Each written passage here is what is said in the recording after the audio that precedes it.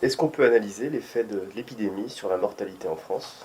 Ah oui, on peut l'analyser et c'est extrêmement intéressant. Alors, l'analyse que je fais, ça n'est que les chiffres de l'INSEE, mais l'INSEE ne les analyse pas comme moi, ni vos journaux, parce que vos journaux veulent vous foutre la trouille, et que moi je veux faire de la science.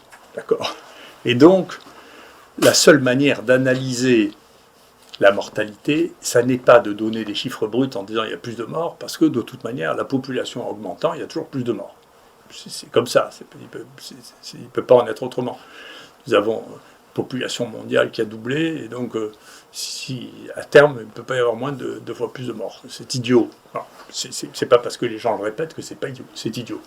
Donc on peut regarder ça en pourcentage de la population. Donc si on regarde en pourcentage de la population, voilà ce que nous avons.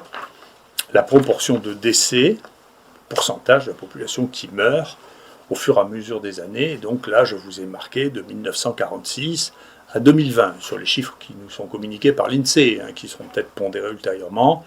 Et donc vous voyez qu'effectivement, il y a une petite remontée ici. On n'a pas l'impression que ce soit... C'est pas Hiroshima, mais ça monte un peu ici. Alors une fois qu'on a dit ça, il serait bien, mais qu'est-ce qui s'est passé en même temps? Mais en même temps que il s'est passé ça, on a eu un vieillissement considérable de la population. Alors, bien sûr, si on fait de la science, pas de la communication alarmiste, on regarde une chose extrêmement simple, puisque j'ai eu l'occasion de vous le dire, la mortalité touche dans 80 à 90% des gens qui sont très âgés ou qui ont des pathologies associées épouvantables. Et donc, si on regarde la proportion de décès chez les patients qui ont plus de 75 ans, vous voyez qu'effectivement, il s'est passé quelque chose ici, en 2020. Il y a eu une surmortalité des gens de plus de 75 ans.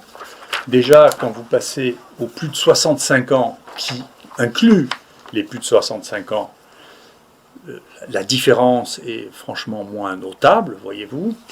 Et si vous passez, ça c'est la surprise du jour, aux gens qui ont moins de 65 ans, il y a eu en 2020 moins de morts qu'en 2019, 1000 morts de moins.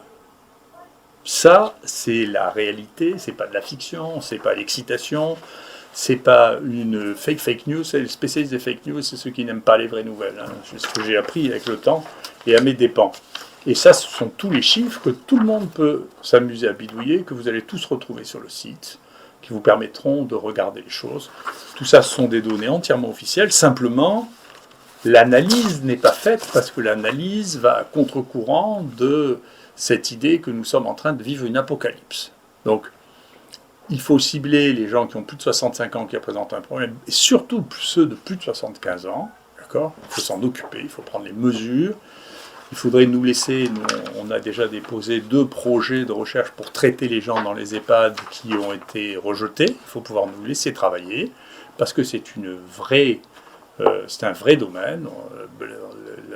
Dans les EHPAD, la moyenne de la mortalité était de 28%.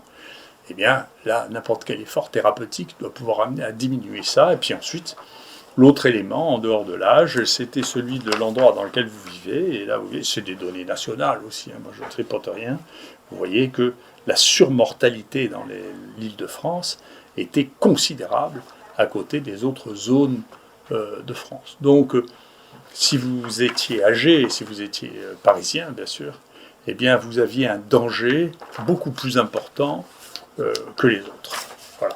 Donc ça, c'est de la réalité. Au bout d'un an, on peut réfléchir. Jusqu'à présent, déroulement d'une épidémie, à part les faux prophètes qui savent ce qui se passe avant que ça se passe, avec une maladie nouvelle dont personne ne sait comment ça va se dérouler, et qui se trompent toujours. À part ça, la seule manière de faire une analyse, c'est de regarder ce qui s'est passé et d'en faire une analyse objective, fouillée, sans émotion, en prenant les chiffres qui sont vérifiables et d'essayer d'en tirer des données.